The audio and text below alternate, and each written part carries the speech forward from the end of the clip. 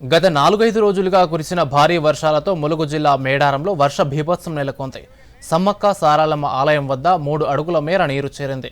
దీంతో గుడిసెల్లో ఉండే ఆదివాసీలు నిరాశ్రయులయ్యారు. జంపన్న వాగు ఉధృతంగా ప్రవహిస్తున్న కారణంగా అధికారులు సహాయక చర్యలు చేపట్టారు.